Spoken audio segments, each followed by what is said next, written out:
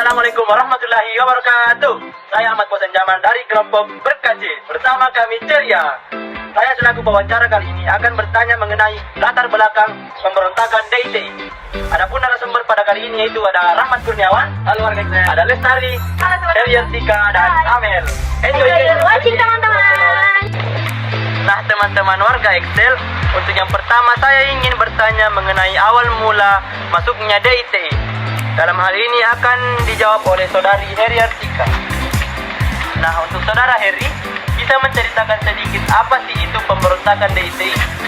Nah, jadi pemberontakan DITI ini adalah singkatan dari Darul Islam Tentara Indonesia. Nah, yang mana kelompok ini menginginkan adanya negara yang berdasarkan pada Islam di wilayah Nusantara. Dan terjadinya pemberontakan ini karena sebagai upaya untuk mendirikan negara Islam di Indonesia itu. Nah, setahu saya pemberontakan ini ada di beberapa wilayah. Jadi wilayah apa saja itu, saudara Heri? Jadi pemberontakan DITI ini terjadi di 5 wilayah Indonesia, yaitu ada di Jawa Barat, Jawa Tengah, Sulawesi Selatan, Kalimantan Selatan, dan Aceh. Nah, DITI ini juga mempunyai seorang penasihat atau bisa dikatakan dia sebagai Dewan Imamah yang bernama Soe Karmaji Marijan Kostu Suwirjo. Baik, terima kasih kepada saudari Heriantika. Nah teman-teman, selanjutnya kita akan membahas mengenai pemberontakan yang pertama, yaitu pemberontakan di Jawa Barat. Dalam hal ini akan dibahas oleh saudari Nadia Lestari. Nah, tanpa berlama-lama, langsung saja pemberontakan DITI di Jawa Barat dibahas oleh Nadia Lestari.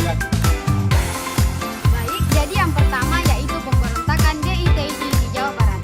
Nah, Jawa Barat merupakan salah satu lokasi pemberontakan DITI yang paling berpengaruh.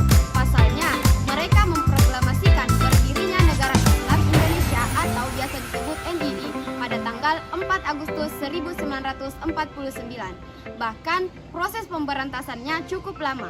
Gerakan ini baru bisa dibubarkan dan menangkap ketuanya pada tahun 1962.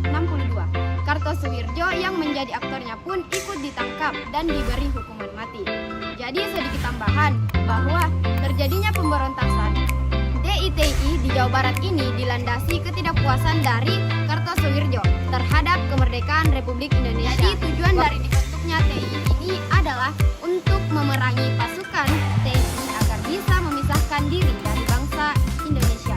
Pergerakan NII ini pun semakin berkembang berkat dukungan dari daerah-daerah lain yang juga mereka kecewa terhadap Indonesia.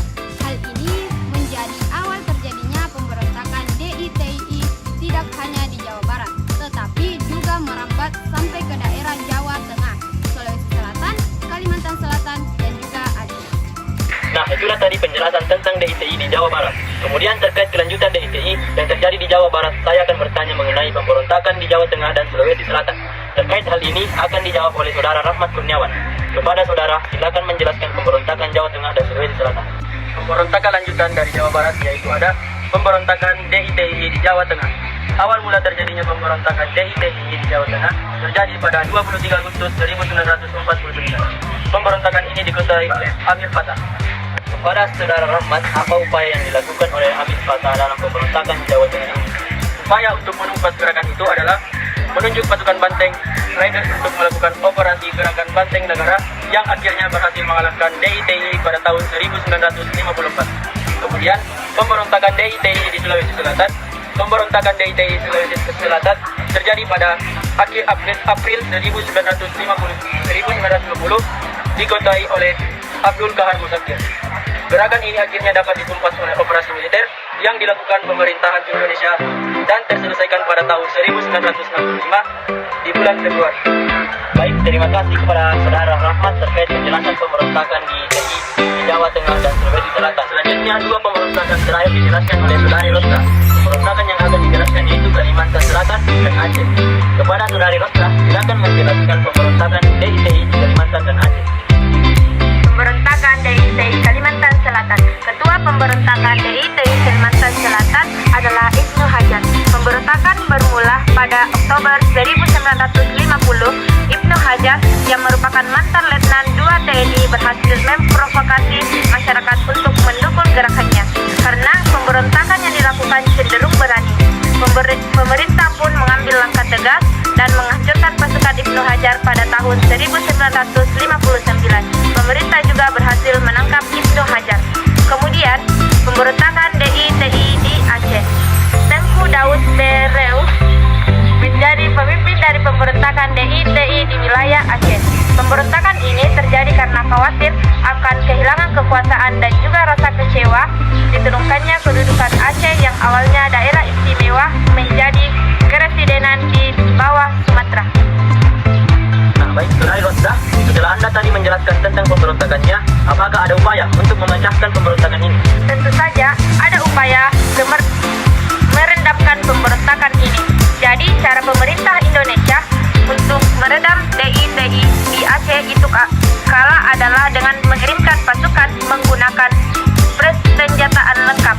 Karena merasa terkepung, pemberontakan yang dimulai September 1953 itu akhirnya berakhir pada 21 Desember 1962. Baik, terima kasih kepada Saudari Rosda Amelia yang sudah menjelaskan begitu jelas. Nah, jadi untuk teman-teman sekalian, inti dari adanya pemberontakan DITI ini adalah karena adanya suatu kelompok yang menginginkan negara ini berlandaskan negara Islam. Itulah tadi seputar latar belakang pemberontakan DITI yang terjadi di Jawa Barat, Jawa Tengah, Kalimantan Selatan, Sulawesi Selatan, dan Aceh. Saya Ahmad Posan selaku pewawancara Dan kami selaku narasumber berkece bersama kami ceria.